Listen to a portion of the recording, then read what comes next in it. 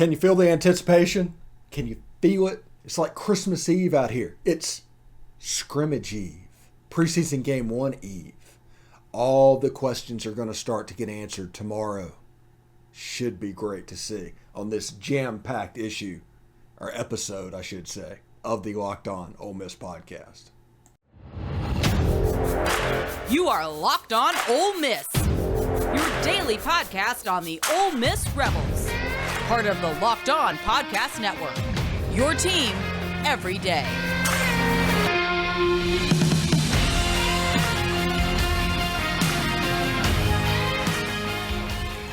All right, welcome to the Locked On Ole Miss Podcast. I'm your host, Stephen Willis. Thank you very much for tuning in. Do want to let you know, thanks for making the Locked On Ole Miss Podcast your first listen every day. We are free and available wherever you get your podcasts, including YouTube. We're on YouTube as well. Subscribe to the channel, please.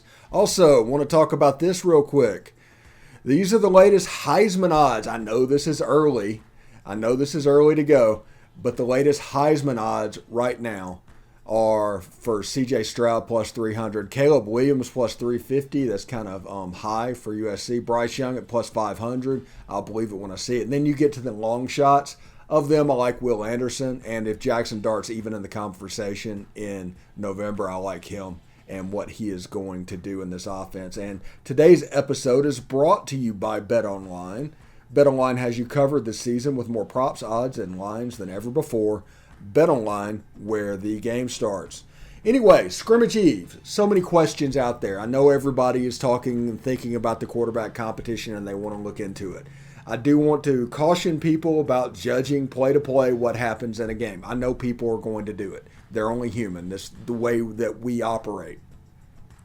But there is a body of work that has been built up over the last week and a half for Luke Altmyer, for Jaxson Dart. This will be the first chance to almost put a cherry on top of everything to where you can take a step to go. Because right now, if you look at the quarterback competition, in my opinion, it's even. Everything's, you do not know who is going to get the job. I think the lead that was gained in the spring by Luke Altmyer might be gone now. It might be completely even. If you hear the coaches say things like, the coaches are doing, the players are doing the same thing, the quarterbacks are doing the same thing. They do something good, they do something bad. It sounds fairly even. And this is a game where you can get out in front of a bunch of people. There's no way you can cover it up. All the pressure of performing in front of fans is going to be there. And you can go out and try and do something special. That's the goal. That's what they want to do. They want to go out and do something memorable. Now, whether it's Luke Altmyer, who, like I said, the same as the spring game. I've been talking about this for 4 months. I want to see Luke Altmyer aggressive. I want to see him in this scrimmage go 9 for 20 and 2 touchdowns. That's what I want to see for him. I want to see him throw the ball down the field. I want to see him throw for 180 yards. Jaxson Dart, the opposite. I know that Jaxson Dart can be aggressive downfield. I know what you have there. I want to see Jaxson Dart go 16 of 20 for 98 yards and a touchdown. No turnovers. That's what I want to see from Jaxson Dart today. Or tomorrow, I should say. And whoever does that is probably going to take a step towards starting against Troy. Because I've told you at the beginning of this week, these are the 2 most important weeks for a team of the year. It is important that they establish their firm identity, whatever happens here once they start the game week preparation, and coaches are starting to have to be multitasking, and players are starting to think about games and depth charts come into play. These 2 weeks will be the last that a coach and a player and all that can just dig in for what they're doing. Just the straight competition. Once the preseason game 2 happens, probably next Saturday. It won't be open to the public, but probably next Saturday. We will have an idea of where this team is. Now, when I say that, we won't have an idea whether this team is going to be 5-7 or 11-1. That's not what I'm saying. But the identity of this team will be in place. you do have a powerful running game. I do want to see Zach Evans. I want to see Ulysses Bentley. I want to see Quinshon Judkins because they have raved about that freshman. And I talked with Mike Espy the other day. And he mentioned, like, when he knew that Patrick Willis was going to be a dude. And you're starting to see a little bit of that same thing with Davison Igbinosun and Quinshon Judkins. Those two players specifically are showing up and raving, like one player on each side of the ball. Now, Quinshon is stuck behind Zach Evans, who might be the most talented running back to ever sign at Ole Miss, and Ulysses Bentley IV, who a breakdown went up last night on him. Tonight, by the way, we're going to do Michael Trigg as far as our newcomer and Luke Altmyer breakdowns. Next week, we're going to get into like Mason Brooks and Jared Ivey and those guys. We'll get on the defensive side of the ball, and we'll have 2 weeks of that to where we can program that. So be aware that could be coming down the pipe as well. But all of this is really fun, and I need to talk very little this first segment because we have John Garcia coming up in the second segment and potentially Tom Vanderford in the third. So this first segment, I do need to save a little bit of time, but this is important and pressure-filled more than you would believe, more than you can conceive. Because most people look at it as just a practice, just going out and play, just do whatever you need to do. But there's so many questions that are really going to start to get answered with this scrimmage Saturday. Now, no final decisions are going to be made, but these are going to be bullet points that will be on the resume for whoever wins the job. Whoever is out at wide receiver, whoever is the dude, Malik Heath, Jonathan Mingo, Braylon Brown, Jalen Knox on the outside. On the inside, Jalen Robinson, J.J. Henry. All of these bullet points and all of this competition that we always talk about the 3 pillars of a Lane Kiffin coached football team. Competition, fun, and pro mindset. Those are the 3 things that they are going to emphasize over and over again. You will see them on display tomorrow, and these will be bullet points to get to where they need to be. This is all part of that competition stuff. They have fun competing. And guys, this team is deep. I have not seen a team look like this in my 46 years. Now, does that mean they're going to win 10 games? Of course not. This fall camp, this fall practice is going a long way to establish the identity that is going to carry them through December. What happens now is going to affect all of the games moving forward. And we'll see how it goes. We'll find out, like I said, do not judge necessarily the performance of Dart and Altmyer, although you will, because a play on third down in the scrimmage is going to mean just as much as a third down play on a practice last Thursday and in shorts and shoulder pads. It's all going to be grouped together and a part of the decision. So understand that it could be a little bit different, but we'll get to lay eyes on these players. We'll get to see those passes. We've seen some pretty passes without the quarterback this fall. I think they've done that on purpose.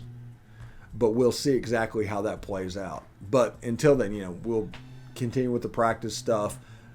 The player interviews, all of that will be done on here as well. So we will try and keep up to date with that. Today will be our last show of the week. Our next show will be Monday.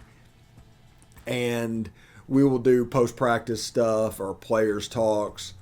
And, of course, we'll have the breakdown segment as well through the weekend as they are necessary. But anyway, enjoy it.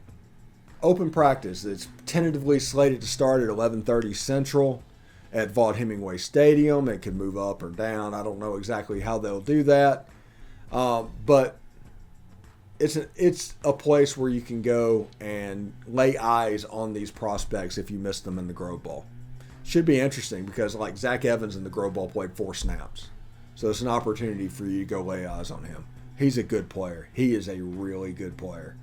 And I think he is going to force defenses to look at Ole Miss's offense in a different way. There's so many things. I'm telling you, this team can be really good. This team can be very meh. I don't think this team could be bad.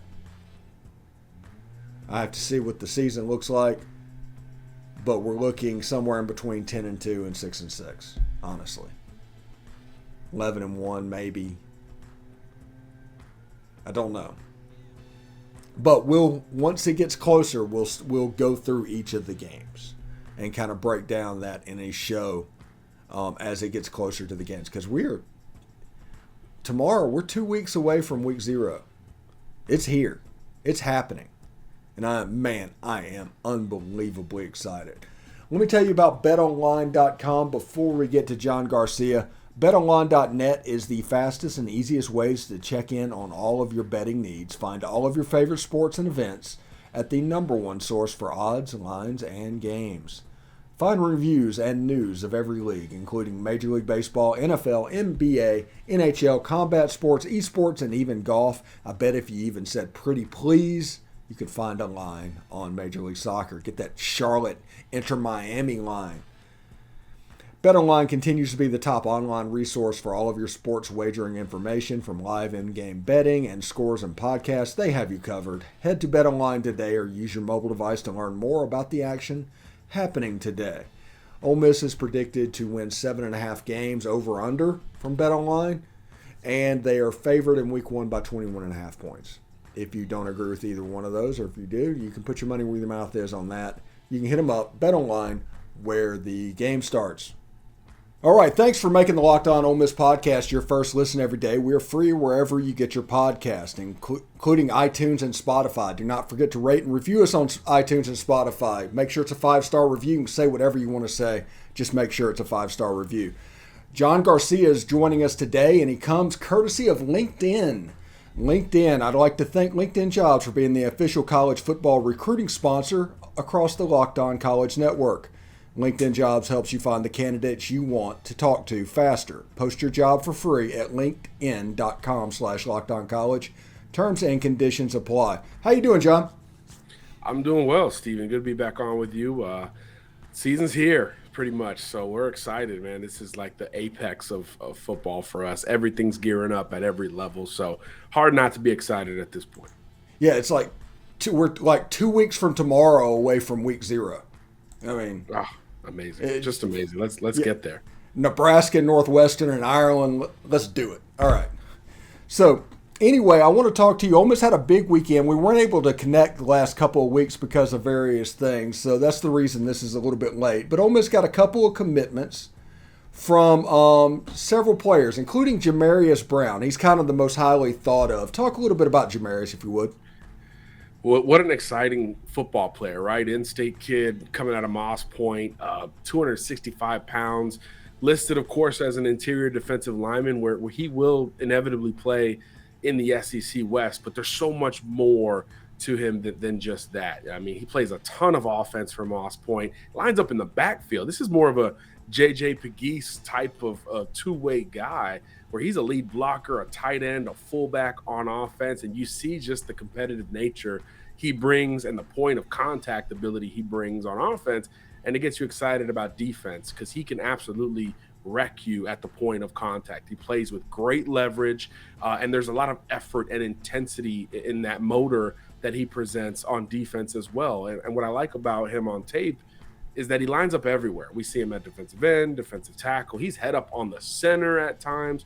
This is a kid who you can tell his coaches just love him because they are able to use him as a chess piece and move him up and down that defensive line with big impacts either way. This kid's even blocked a punt at 270 pounds. I mean, it's really interesting to see him once the football is snapped. He's just like a different guy. So I think the foundation athletically and in terms of his position is absolutely there. I think his body has great length and a great frame, so I think you can add weight to it. He could probably play more traditionally at 285, 290 down the line for Ole Miss, and that's what you need. You need guys, obviously, who have the great size, strength, and leverage that Jamarious possesses, but also with the upside to be able to play inside against the big boys, down in, down out on early downs against the run, and eventually to rush the passer as an interior guy. So there's a lot to like about his game now, but even more to like about his game down the line. Yeah, and it was just a big weekend for Ole Miss getting him 4 stars because they also pulled one in from Neeo Avery. He's from up in Maryland. Talk about him a little bit. Another interesting two-way guy. This was a quarterback a couple of years ago up at Good Counsel, one of the better schools in the Catholic League up there, which is a really good league of football, by the way. Great football up in that D.C. area, and he's played all over the field, but there's no doubt that his future is as a pass rusher, and I think he's got some versatility to his game as well. I think he's listed right now at about 230 pounds, but this is a tall kid, legitimately 6'4", closer to 6'5", probably by now, so he can carry more weight and be kind of a strong side defensive end down the line. Think of Sam Williams when you're talking about body composition. Sam was at a similar size at the high school level in Montgomery, Alabama. So Avery's got a lot of upside physically to grow into, but the floor right now is really interesting and intriguing athletically. I mentioned the quarterback background that he has. This was a big physical dual threat running quarterback. So there's a lot of natural instincts, speed, and vision that come to play with Avery. And that helps him, I think, as a pass rusher because he can navigate the muck and the wash just a little bit better than your typical defensive end. And I think it offers him a little bit more ability to maybe drop into coverage and maybe play some non-pass rusher roles depending on how his body develops, because he does have a little bit more of an overall football foundation. But at the surface level, if he's a strong side or weak side pass rusher, I think he's got enough get off and bend to beat offensive tackles with speed. And as he fills out, he'll be able to create some counter moves there and win a little bit more with leverage and power to offset the natural ability he shows as a speed rusher. So a lot to like of Neeo Avery, a former Penn State commit. And it's important to go out of the region here, right? I mean, we can fall in love with local guys and regional guys all the time, and that's great. But to show that national brand that Ole Miss wants to be, you've got to go pluck outside the region. And that's something we've seen a ton in the portal, and now we're seeing it more at the high school level as well. Yeah, the first thing I notice whenever I see Neeo on film, the thing that just kind of jumps off is how quick twitch he is, especially at the high school level. He can absolutely embarrass offensive linemen if you don't come to play. 100%. And I think that shows on offense too. You know, he's just a football player. And I think, you know, when you simplify that for a kid like that, again, against very good competition, you enable him to truly just let go. And you see that physicality off the line of scrimmage with the short area explosion. And by the way, when he gets to the ball character, there's some finishing ability in his game as well, which if we're seeing that at 225, 230, imagine it at 255, 260, which is where he could be, you know, by his second year in Oxford with the strength and conditioning program in place. So there's a lot of upside, I think, with Neeo Avery's physical game, but the floor is really strong here if he is even just a specialist as a pass rusher. Yeah, pretty good. The next player I want to talk about, I think he was in Opelika, Alabama, transferred to North Carolina, is Jayvontay Connor. He's a tight end. You look on film, and he looks legit, but then you see recruiting services hitting him at like lower 3-star ratings. But he's a 250-pound guy that's 6'4" that catches the ball. What am I missing here? I think there's a lack of traditional tight end tape available on him. So there's a lot of questions about, you know, how well does he block and some of the conventional things that you look at. And look, not a lot of scouts are going to Opelika. I love that whole area, but not a lot of scouts were going there, and even less will go to Kernersville, North Carolina. But this kid can play. He's a flex tight end. He says it himself. And we know Ole Miss loves to utilize this. I mean, look at Michael Trigg. I mean, he's going to basically be brought in to play whatever we see Michael Trigg do this year. That's going to be the sell for this Alabama native. Former teammate, of course, of Jarrell Stinson, the freshman corner at Ole Miss there at Opelika. And when Stinson wasn't the vertical threat, it was this kid that was getting the majority of those passing targets. And you see a lot in his game. He moves quite well for 250 pounds. That's really what struck me in the evaluation. Not only is he a vertical guy, and is he a 50-50 ball guy that's just going to out-rebound the defensive back or a linebacker, and he's got all that in his bag. But this is a kid who wants to run routes. I mean, he can stick his foot in the ground and absolutely change direction with authority. And that's some of the stuff that I started to like the more I watched of him. Great ball skills, comfortable with the ball in the air, can capture it with the defender on his back, over the shoulder, extended away from his body, almost like a jumbo wide receiver, which is often how we associate Michael Trigg. And this kid is even heavier than Mike is, probably taller too. So I think there's a lot to like about that lineage that Ole Miss is trying to build at the tight end position. And yeah, I think there should be some worry about how some of these outlets view this kid, because we all know tight end and these modern flex tight ends, that's the new wave, right? That's the new premium position, the new position that everybody's putting more resources into, whether it's NFL contracts, recruiting, trying to import these basketball players and make them these type of hybrid flex tight ends.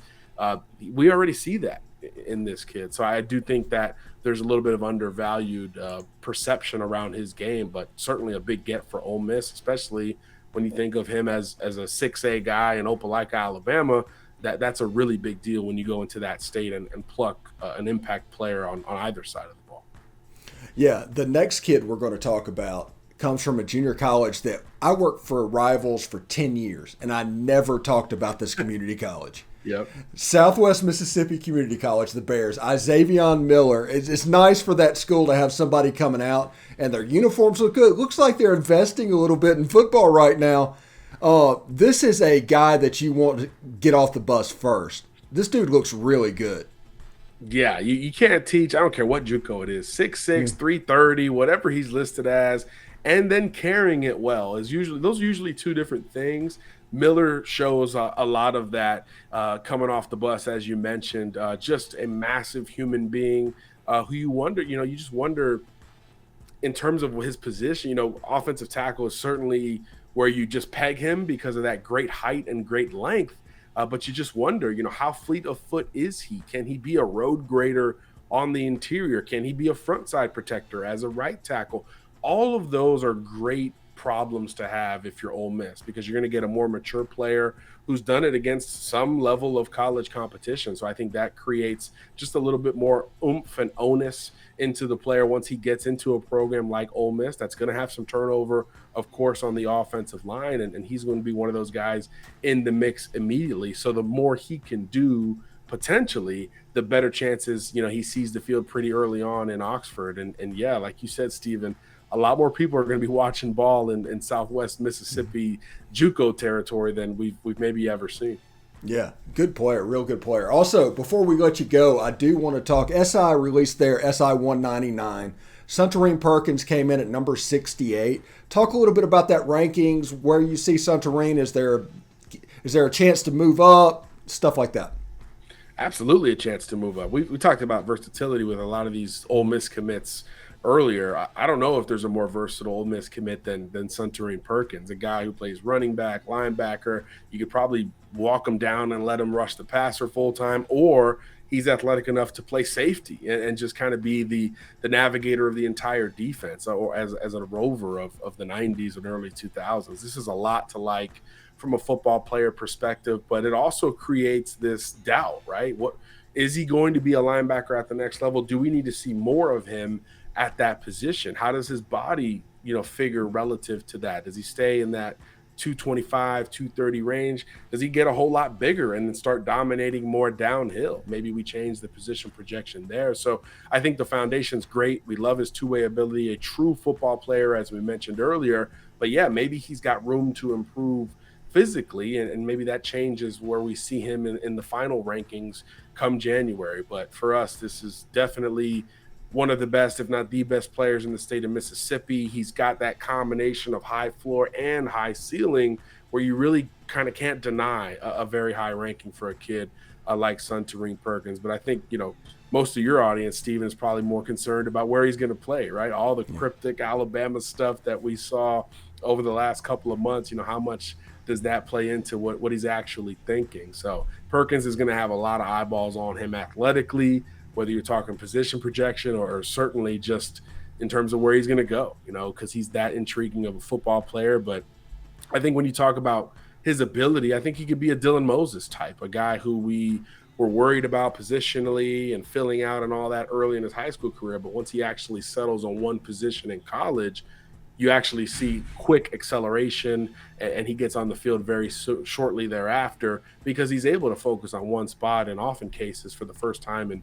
in his entire life. And that usually can create a pretty quick learning curve. So that's kind of what I expect for Perkins at this point, but we'll definitely be watching him as a senior. And like everyone else, he'll have a chance to move up come January when we wrap up this class. All right, John Garcia, brought to you by LinkedIn Jobs on the show today. Thank you, John, so much for stopping by, and we'll catch you next time. Always a pleasure, Stephen. Take care, boss. All right. All right, thanks for making the Locked On Ole Miss podcast your first listen every day. We're free and available wherever you get your podcast, including YouTube. So do us a favor, sign up for YouTube, hit the bell for notifications, and of course, upvote the video itself. We would appreciate it. I'm here for our weekly segment. I think we missed last week, but that's okay, with Tom Vanderford. How you doing, Tom? I'm doing great, man. Yeah. Man, I tell you what, we've had a busy week since you missed out on the show. I tried to be absolutely everywhere, and I think I've done a pretty good job of that, but I'm sure there's some people pissed off at me right now. Nothing wrong with that.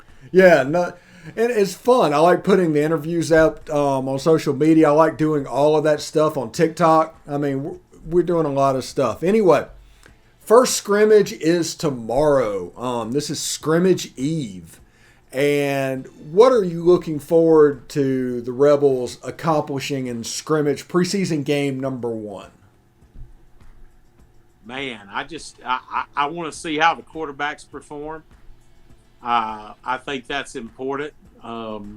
From everything I've read, there are good things and bad things that all three of them are doing. I'd like to see, and this is just me personally, I'd like to see there starting to be a little bit of separation as time goes on, and whoever it is, just for cohesiveness and getting things going. Like we've talked before, I know we're going to run the balls 65% of the time at least. But and we should. We got a good offensive line. We've got very good running backs. So, but I want to see how the quarterbacks perform. I want to see how the linebacker depth is. I know people have talked about that, but from what little I've heard, we've got. I think we're a little bit deeper if we just run 2 linebackers than maybe. Some think. A couple of the freshmen are looking good. Keys is back. They say he's showing out. So I think we may be a little bit. We won't be as seasoned because as far as the people that have been at Ole Miss and been in the system, Ashanti's the only one with a lot of experience, and he don't have a whole lot. He only started a couple of games last year because. Of targeting penalties. Of course, he did good when he was there. Led the team in tackles against Louisville. Had a great game against A&M. But I think maybe that's what Lane's talking about when he says it's a little uneasy at linebacker. He's got some guys. He's got some good guys that transferred in, but they don't know the system yet. And so I'm looking to see linebacker now. Secondary. I keep hearing that we've got that we're deep at safety and that we've got really good corners, and defensive line. I hear we've got plenty of depth there. So linebacker and quarterback are my big things. I do believe that we're going to be, and this is hard for some people to believe, but I think we're going to be better at wide receiver this year than we were last year. Yeah, Mike Espy says this has the potential to be the number 1 unit on the team by the time this year is done, which I don't know if I believe that. I think that's a wide receiver talking about wide receivers. Right, but, exactly. But, we've got so many. We got Jalen Knox, Braylon Brown. We got the Davis kid from Biggersville that I can't even think of his first name right now. Quite. We've got, Jalen Robinson. We've just got a ton of talent, and then we've got 2 really good tight ends. Kelly's a good tight end. He brings you a certain skill set, and then you've got Trigg, which is a man-child. So I'm really looking forward to those, the linebackers and the quarterbacks, because in my mind, and I could be completely off base, those are our weak points. Yeah. So if we can fix that, we should have a really good team. Yeah, and quarterback being the weak point, that's obviously an issue. But linebacker, you have to remember, there's 9 other players on that defense besides those 2. Exactly. Exactly. Yeah.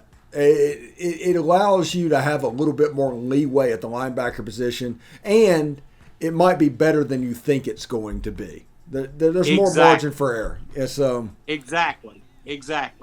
So, when they made the and I may be incorrect, but when they started talking about problems at linebacker, they didn't know if Keys was going to come back 100% or not. They didn't know how the freshmen were going to play.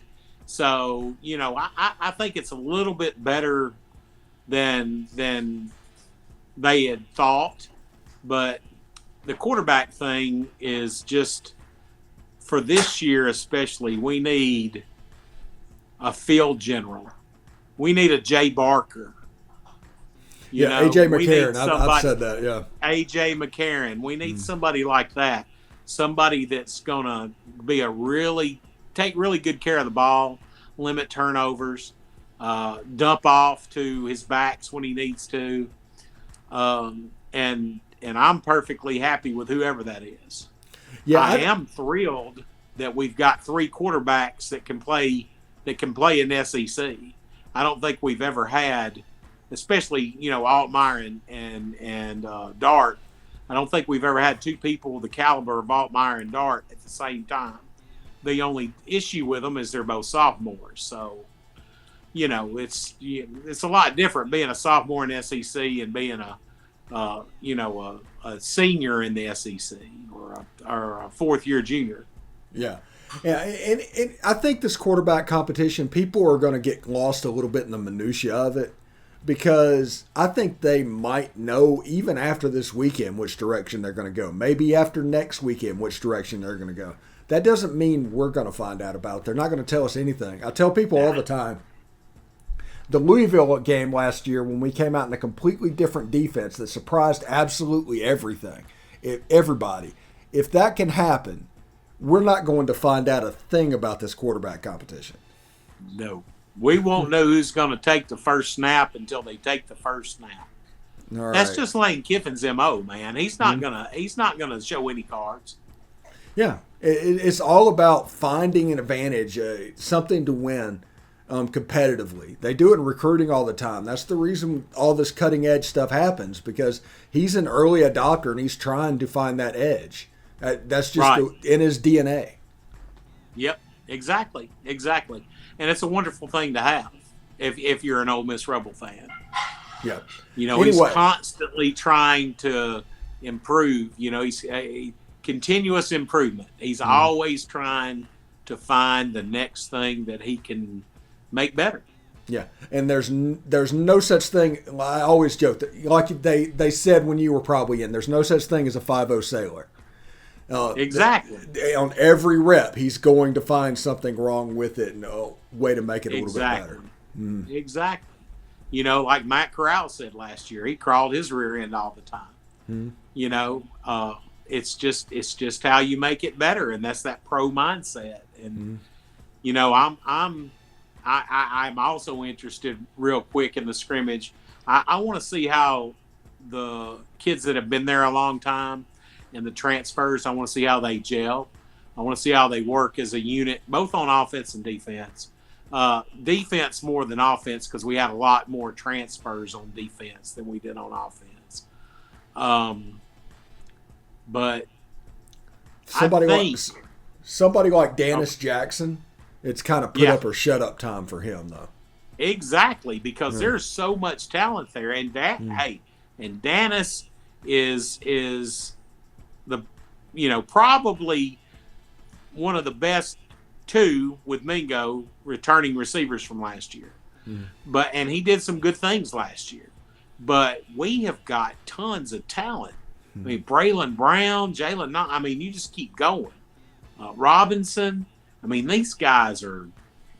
When I see the videos that are flashing around on the internet of Robinson, he reminds me a whole lot of number 8. Yeah, we've been trying not to do that, but yes, he's definitely a phone booth type player. Exactly. Now I don't. Yeah, he's something that we were missing last year. Trig's something we were missing last year, and wide receiver depth was something that we were missing last year, and I think we've got a lot more depth at wide receiver than we had last year. We went pretty deep last year at wide receiver. So we took a corner and put him at receiver in the LSU game. That's how we were mad. We needed people. So Miles Battle actually played a little receiver against LSU. So I think we've got enough depth this year. We won't have to do that. And I keep hearing great things about the corners. I keep hearing we're extremely deep at cornerback. And I'll be honest with you, I can't remember a time ever that we've been extremely deep at cornerback. Yeah, I think Davison Igmanosin's going to start. I do too. I do too. He is good. He is good, and he's supremely intelligent. Got a high football IQ, and once again, they go to New Jersey and pick somebody up. I think Tywan Malone's going to play a lot more this year. Oh yeah. I think this is just me. I could be wrong, but I think in certain instances, and Kiffin kind of alluded to it a little bit in the press conference. I think in certain instances, our base is going to be the 3-2-6, but in certain instances, you may see some 4-2-5. Yeah. And what that 4-2-5, I tried to explain it on my show from time to time. The 4-2-5 would be you take a box safety off the field and you replace him with a 3 technique. Exactly. And the defense is drop 7 instead of drop 8, and you can play a more conventional way. Now, you practice all this 3-2-6 stuff. You don't want to throw the baby out with the bathwater. No. But it does give you a different wrinkle and a different way you can play. Exactly. So it's exciting. At the same time, you have to tamp your excitement because there is so much influx of new people. How cohesive are they going to be? Now, I've heard some things that they are, and they're getting more cohesive in each practice. So that's a good sign. Part of me wonders if this culture stuff was just Lane Kiffin trying to find something to talk about negatively.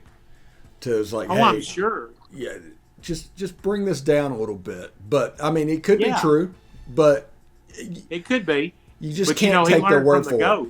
Yeah, he learned from the GOAT. Saban can beat somebody 52-0 and be screaming at somebody. And after the game going, well, we just didn't execute good enough. We did this wrong. We did that wrong. And, I'm like, I see some of that in Kiffin. He's gonna just keep gnawing and gnawing and gnawing because, like you said, that perfection doesn't exist. There's always something that you can work on. Yeah, absolutely. Anyway, get more of the SEC by making Locked On SEC your second listen every day. Chris Gordy and his local experts on Locked On take you across the SEC in 30 minutes. Make Locked On SEC your second listen. Locked On SEC. Tom, thank you very much.